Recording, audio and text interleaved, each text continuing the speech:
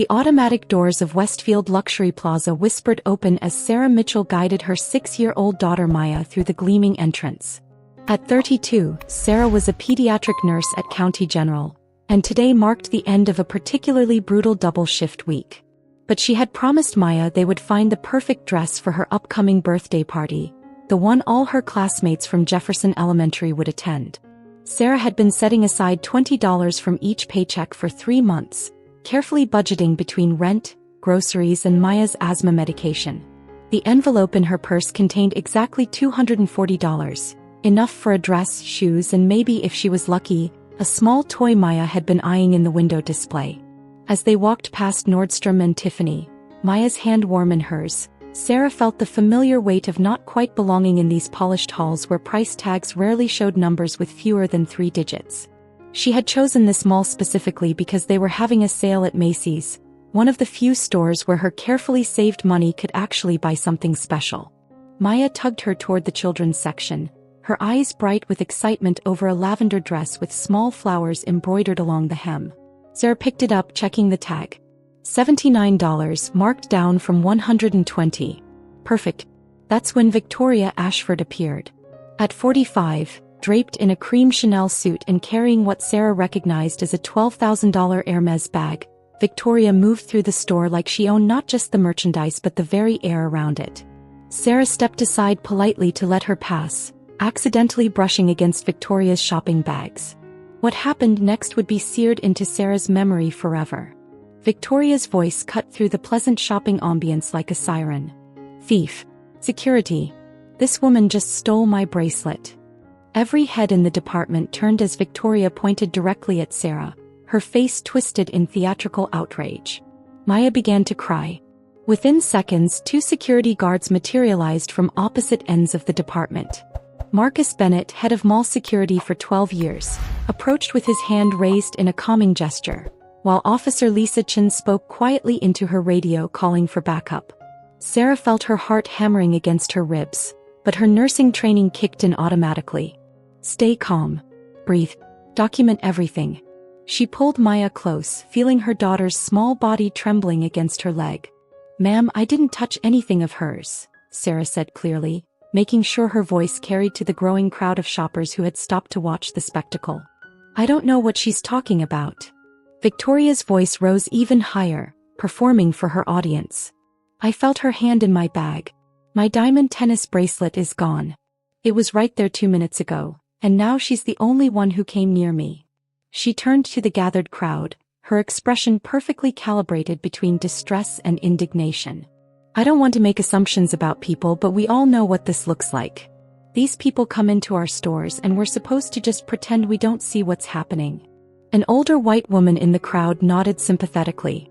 A man in an expensive suit murmured something to his companion about the neighborhood going downhill.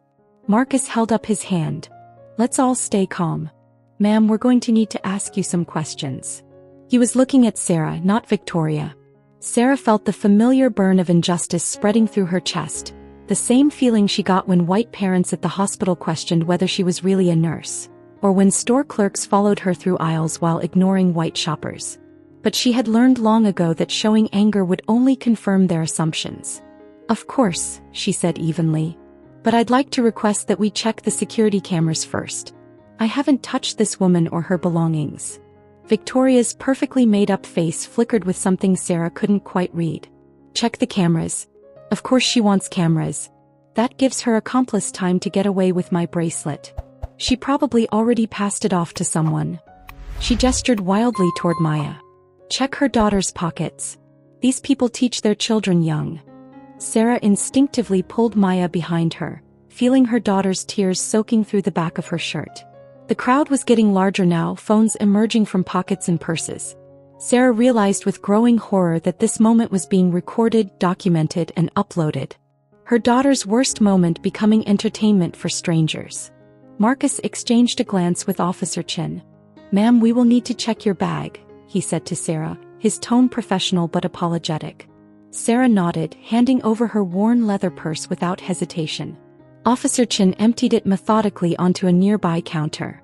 Wallet containing her nursing license, her county hospital ID, $43 in cash, The envelope with the birthday money, chapstick, hand sanitizer, a pack of crayons for Maya, band-aids. No bracelet. Victoria's eyes narrowed. Check her pockets. Check the child. She's hidden it somewhere. The invasiveness of the demand made several shoppers gasp, but others nodded agreement. Sarah felt something harden inside her chest. She had been patient.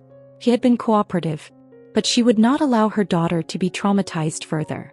No, she said firmly. You've checked my bag. You found nothing. Now we check the cameras or I'm calling my attorney. Victoria laughed, the sound sharp and cruel. Your attorney? Please. Fine, let's waste everyone's time with cameras. But when they show exactly what I said, you're going to jail where you belong.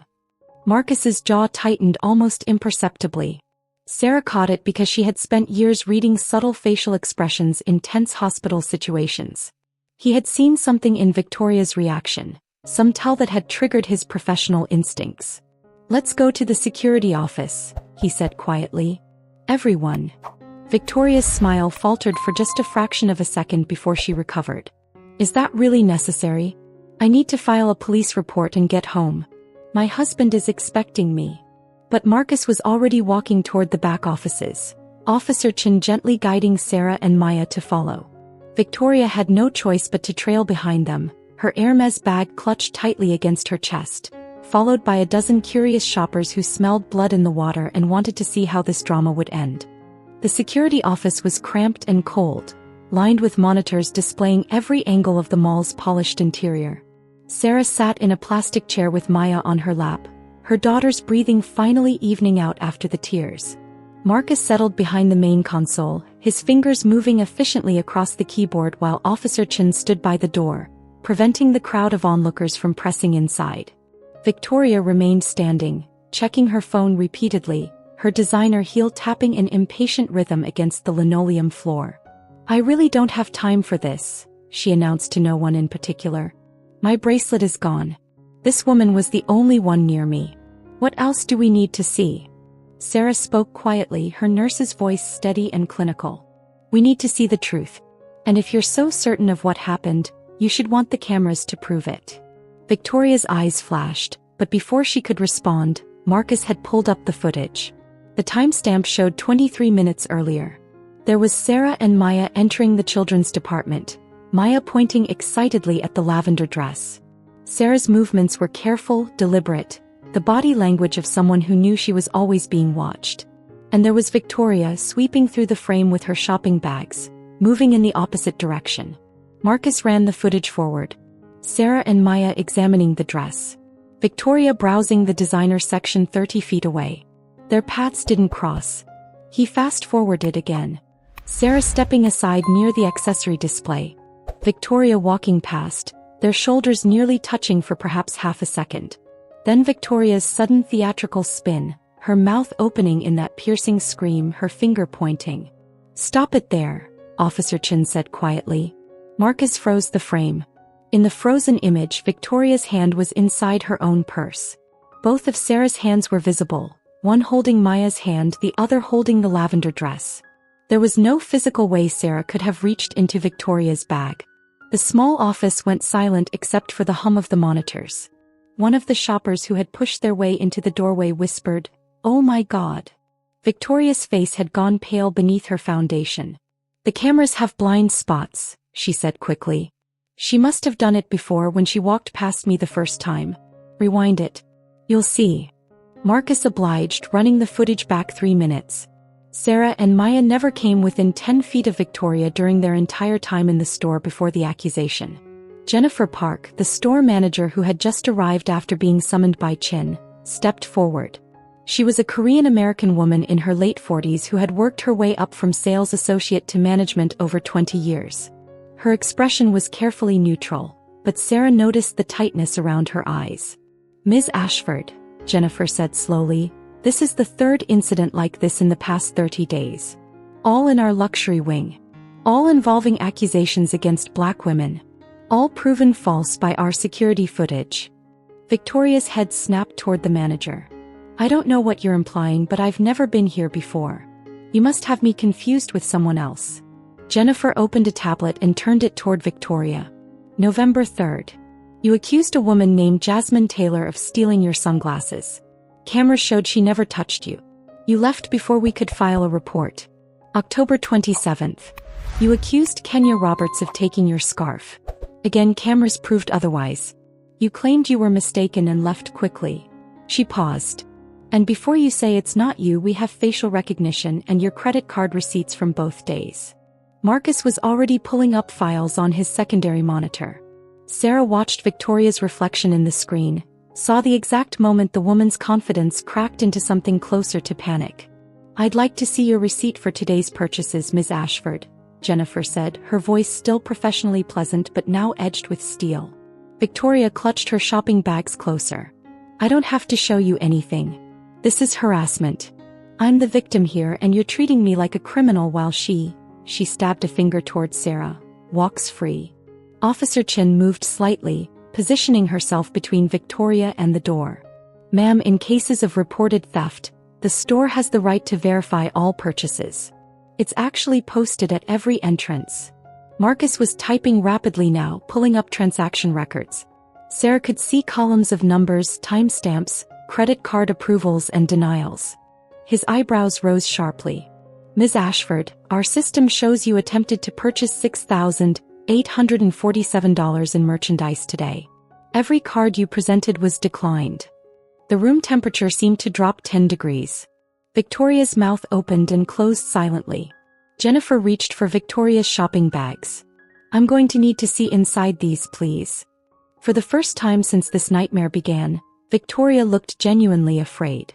Victoria jerked the bags away from Jennifer's outstretched hand, but Officer Chin moved with practiced efficiency. Ma'am, you can cooperate voluntarily, or we can detain you while we obtain a warrant. Slowly, reluctantly, Victoria released her grip. Jennifer methodically began removing items. A silk Burberry scarf, tags attached. Price, $895. Valentino sunglasses, $640. A Tory Burch wallet, $328. The pile grew, each item more damning. Marcus scanned the first tag against the store's transaction database. No record of purchase. He scanned the second. No record. Third. No record.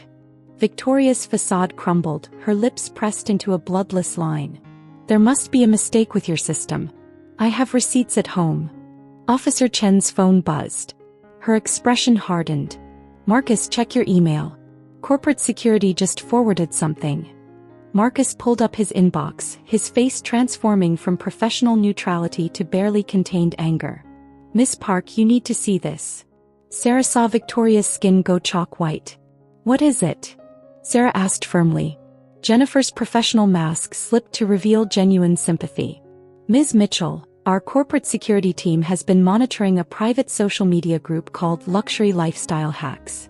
They've been investigating it for 6 weeks after noticing a pattern of theft and false accusations across our national locations. Ms. Ashford is a very active member. Marcus projected screenshots onto the wall monitor. The first message showed Victoria's profile picture, posted 4 days ago. Westfield is having a massive sale this weekend. Cards are maxed from Aspen trip, but I'm not missing this. Remember the technique we discussed? Works every time. Just pick the right target. Security always believes us. Responses from other members appeared. Amanda Wellington, you're brilliant, Vic. Used this at South Coast Plaza last month. Got away with $4,000 in merchandise. The key is making a huge scene. Christina Ashford, Victoria's sister-in-law. Make sure you pick someone who looks vulnerable. Single moms are perfect. They're too scared to fight back, and mall security has implicit biases working in our favor. Sarah felt sick. This was calculated. Weaponized. A hunting strategy using racism as a tool for theft. Marcus scrolled through months of messages. 43 members sharing tips on which malls had weak security, which stores didn't check cameras, and chillingly, advice on selecting victims. Always pick Black or Latino women. Bonus points if they have kids. The kids crying creates chaos and they're less likely to lawyer up. Victoria's voice turned shrill. I don't know who hacked my account. This is identity theft. Someone is framing me. Jennifer's jaw tightened. These messages are linked to login locations matching your home address and cell phone's IP signature. Corporate security has been working with law enforcement cybercrimes units. This is forensically verified. Sarah noticed another message on the monitor, posted that morning 3 hours before she arrived. Heading to Westfield today. Saw a perfect mark in the parking lot. Black woman, late 20s or early 30s, daughter about 6 or 7. Looks like a nurse or something. Easy target if I need plan B. Sarah's blood ran cold. Victoria had hunted her. You saw me and my daughter in the parking lot and decided we would be your cover story for stealing. Sarah stood pulling out her wallet. She handed Officer Chin a business card. Sarah Mitchell, JD, California Bar Association. I work as a staff attorney for the Civil Rights Defense Initiative. We specialize in cases involving racial profiling, discrimination, and abuse of power. And you just committed multiple felonies against the wrong person. If this story of racism and false accusations disgusts you, subscribe to the channel because you're about to see how one mother's courage exposed an entire network of privilege and prejudice, and how the trap Victoria set for Sarah became the very mechanism of her own destruction. The office door opened and 2 police officers entered. Behind them came a man in an expensive suit. Ms. Mitchell, I'm David Martinez, Chief Legal Counsel for Westfield Properties. We've been hoping to catch this group in action, and your case just gave us everything we need. Detective Raymond Williams, a black man in his mid-50s with gray threading through his close-cropped hair, entered the security office with calm authority. His partner, Officer Maria Rodriguez, positioned herself by the exit, tablet in hand. Ms. Ashford, I'm Detective Williams. We've been working with Westfield Corporate Security for 6 weeks investigating organized retail theft and conspiracy. You have the right to remain silent. Victoria's hand flew to her throat, clutching her pearls. This is insane. I'm the victim here. Do you know who my husband is? Thomas Ashford, Senior Vice President at Ashford Financial Group. Detective Williams didn't blink. He simply continued reading her rights with mechanical precision. Jennifer Park opened the shopping bags, scanning each item. Burberry scarf, $895. Valentino sunglasses, $640. Tory Burch wallet, $328. Total merchandise value, $4,847. 0 receipts. 0 record of transaction. Victoria watched her designer theft being cataloged. Those items were planted. This is a setup. Marcus rotated his monitor, showing footage of Victoria sliding the makeup set into her Hermes bag, carefully folding nightgowns before concealing them. You're very good at this, Marcus said flatly. We've cross-referenced your credit card presence at 17 luxury malls. Total estimated stolen merchandise exceeds $30,000. Detective Williams placed printouts on the desk. Certified forensic copies of your communications, Ms. Ashford. Every message authenticated.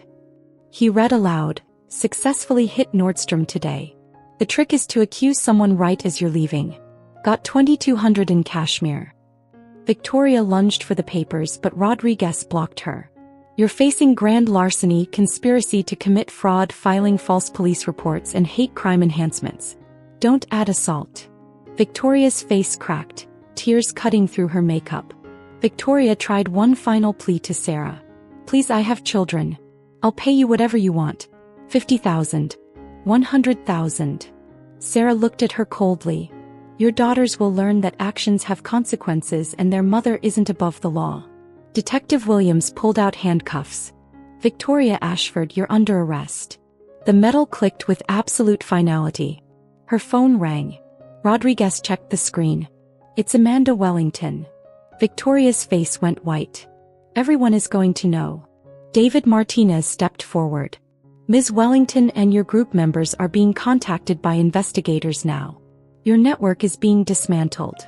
Victoria's legs gave out. My life is over. Sarah picked up Maya. You didn't build anything. You stole it. There's a difference. As Detective Williams guided Victoria toward the door in handcuffs, she made one final attempt to salvage something from the wreckage of her carefully constructed life. Sarah, please, she choked out, her voice breaking. I have 2 daughters. They're 9 and 12. They go to Pemberton Academy. Do you know what this will do to them? The other parents, the whispers, the humiliation. I'm begging you as one mother to another, have mercy. Sarah stopped walking, and for a moment Victoria's tear-stained face brightened with desperate hope. Then Sarah spoke, her voice carrying to everyone in the hallway where the crowd had grown to over 30 onlookers, many still filming on their phones. I do know what your daughters will go through. Because my daughter just experienced humiliation and terror in front of strangers because of what you did. She's 6 years old and she'll remember today for the rest of her life. The difference is my daughter did nothing wrong. Yours will learn that their mother is a thief and a racist who weaponized her privilege to hurt innocent people. She adjusted Maya on her hip. So no, Victoria. I have no mercy for you. The crowd parted as Detective Williams led Victoria through the mall corridor toward the exit where police cars waited. Sarah could hear the murmurs, see the phones pointed at Victoria's perp walk through the luxury plaza where she had once reigned supreme. Someone in the crowd began to clap. Then another person joined. Within seconds, applause rippled through the gathered shoppers, and Sarah felt Maya's grip on her neck finally begin to loosen. Jennifer Park approached Sarah with a formal document on Westfield letterhead. Ms. Mitchell, on behalf of Westfield Properties, I want to offer our sincere apologies for what you experienced today. We're prepared to offer you a $50,000 shopping credit and cover any therapy costs for you and your daughter. Sarah took the paper, read it carefully with her attorney's eye, then handed it back. I don't want a shopping credit. I don't want gift cards or hush money. I want systemic change. David Martinez pulled out his own tablet, already taking notes.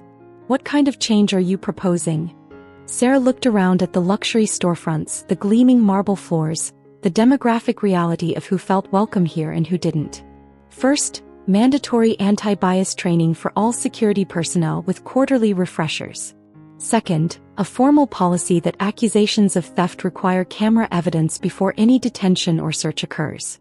Third, a victim advocate program for anyone falsely accused, with immediate access to legal counsel and psychological support. Fourth, a public registry of individuals banned from Westfield Properties for making false accusations, shared across all your national locations. Jennifer and David exchanged glances. Done, David said. All of it.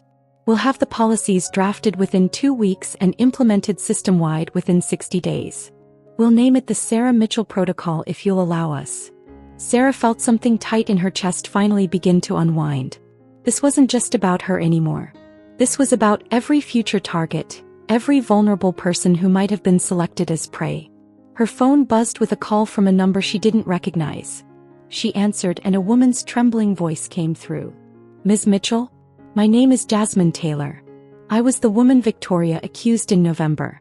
I saw the videos online. I was too afraid to report what happened. I thought no one would believe me. Can I join your lawsuit? Sarah closed her eyes, feeling the weight of collective trauma and collective power. Yes. Give my office your information. You're not alone anymore. By the time Sarah left the security office, 3 more women had called. Kenya Roberts from October. 2 others from different malls who had seen the story exploding across social media. The class action lawsuit was forming in real time, a coalition of voices that had been silenced by fear and shame now rising together.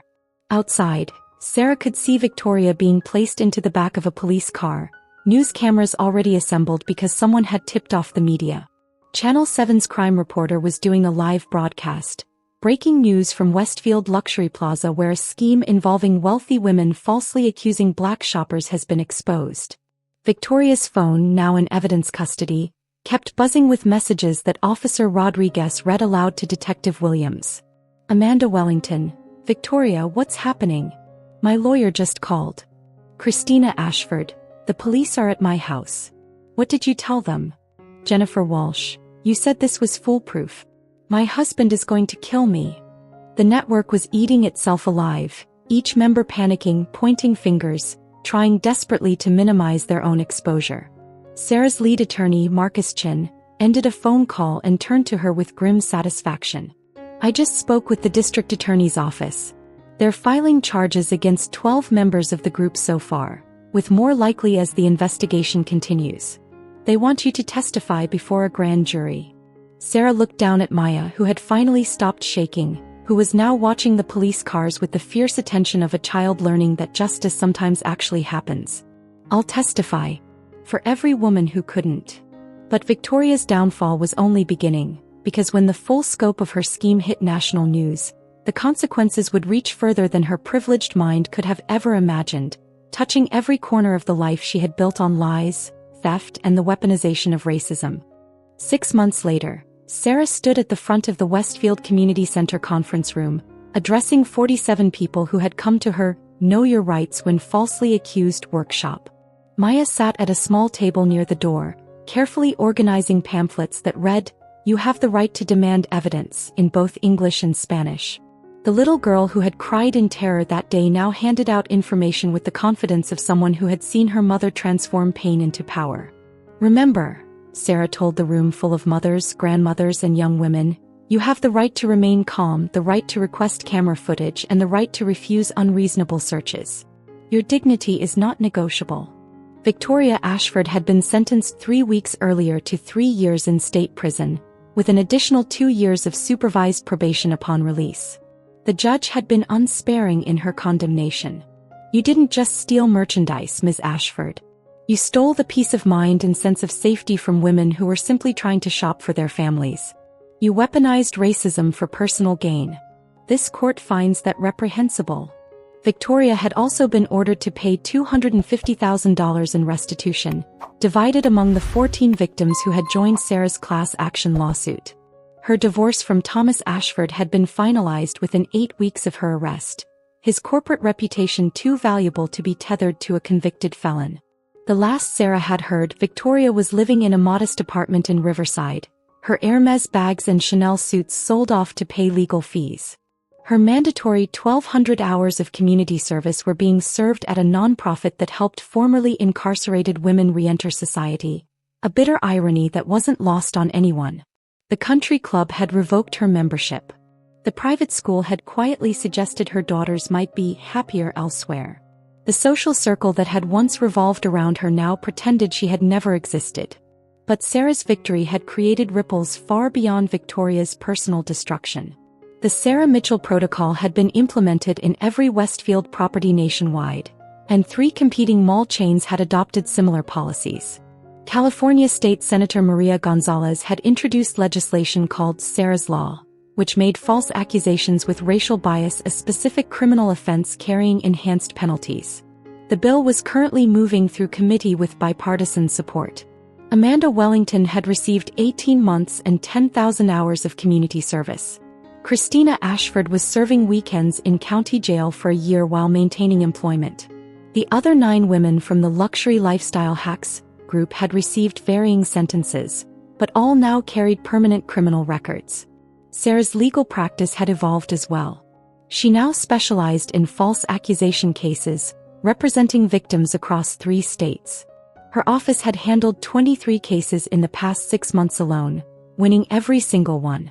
The retainer fees from wealthy defendants trying to avoid Victoria's fate funded her pro bono work for victims who couldn't afford representation. It was a perfect of justice feeding itself. A letter had arrived at Sarah's office last week, forwarded from the prison. Victoria's handwriting on expensive stationery that seemed absurd given her current circumstances. "I understand now what I did. I see how my privilege blinded me to the humanity of others. I know I can never undo the harm. I just wanted you to know that I think about Maya every day, about the fear in her eyes, and I'm ashamed." Sarah had read it once, then filed it away without response. Some apologies come too late, from too shallow a well of understanding to merit acknowledgement. Maya tugged on Sarah's sleeve as the workshop ended. "Mama, did we win?" Sarah looked at her daughter, at the room full of empowered women who now knew their rights, at the systemic changes that would protect countless future victims.